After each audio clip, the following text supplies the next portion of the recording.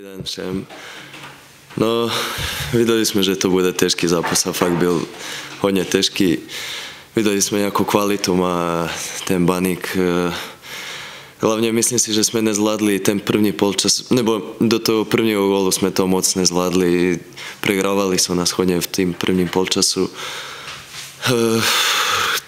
Nevím, ztratili jsme ten balón jako občas zbytečně. Ale pak, jak jsme dostali volané, jak nás to vytáhlo nahoře, ten Baník trošku cofnul a jako dostali jsme se trošku do naší hry. Druhý polčas už jsme, jako pomohli nám i ten gól na závěru, a druhý polčas už jsme trošku cofli, zmenili jsme taktiku a myslím si, že Baník nenašel ten prostor, kde by nás mohl hrozit. A zvládli jsme ten druhý polčas, jako myslím si, že jsme druhý polčas byli trošku lepším soupeřem, ale i když by Baník dneska vyhrál, asi by to nebylo nezasloužené, protože jsou fakt jako kvalitně odehrali ten zápas a bylo to velmi těžké. Michali, Český rozhlas, jste rozhodl ten zápas tím gólem, když to vypadalo tak všelijak, nevypadalo to na první dobrou jako nebezpečně, ta standardka. Jak jste to viděli? No jako... Chtěl bych poděkovat i Kubi Martincovi, on je trénink před zápasem vymyslel tu standardku, aby se všichni tam do první týče narvali a něco vymyslíme tam. A jo, možno rozhodnul ten gól, ten zápas, protože fakt jsme pak mohli trošku cofnout, když jsme se cítili vzadu trošku líp a měli jsme nebezpečný breaky pak. To je trošku zmenilo zápas, ten gól. A věříme v našu defenzívu, víme, že máme kvalitnou defenzívu, těžky dostáváme góly. Chani nás taky několikrát podržel a myslím si, že jsme měli, nevím, 8 blokovaných střelí nebo takhle něco a to je fakt jako dobré číslo. Na to jsem chtěl vlastně navázat, těch zblokovaných střel bylo hodně a není to asi výjimečné u vás. Vám se v tom středu obrany hodně daří, tak sedli jste si takhle s Jakubem Martincem a Martinem Cididlou? No, sedli jsme, jako s Martincem už se, říkal bych, dlouho známe, víme, co máme čekat jeden od druhého.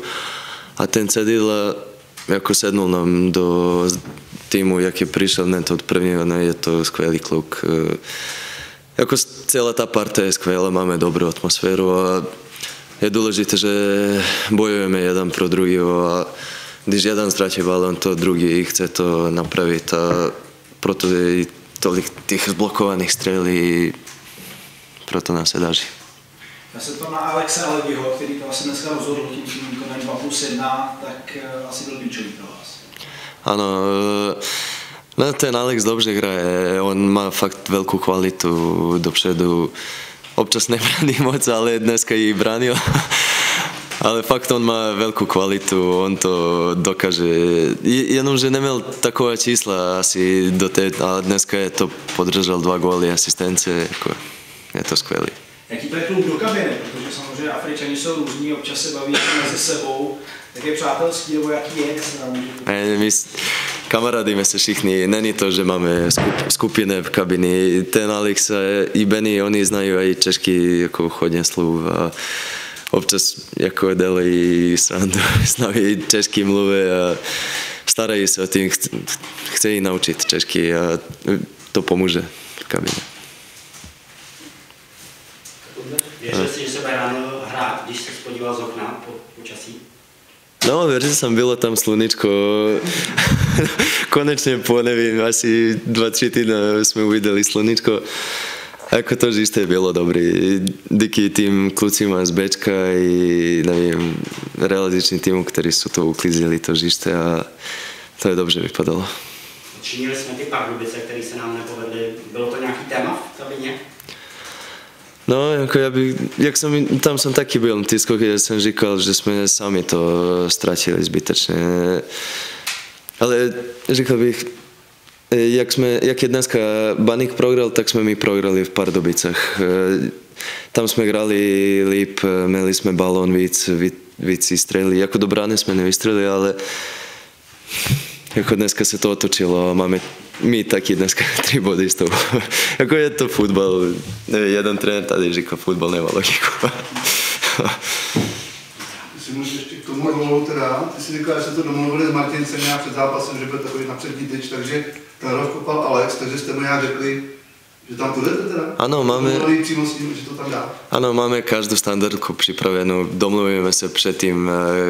Předtím zahráním jako na hřišti přímo, Jako v kabine taky, ale... Třeba jako třídající, že jo, takže... No, říkali jsme, on nevidel, kde mám kopat to, ale pak jsme mu řekli, protože máme hodně těch standardky a jako těžké je to spamatovat, staráme se o tím a říkali jsme mu, to je Martinec vymyslel včera a vyšlo nám to. Asi příští trénink zase budeme vymyslit my hráči nějakou standardku. Takže to dalo přesně, jak jste mu řekli, kam to má dát tenhle. Ano, a on je to kopnul dobře.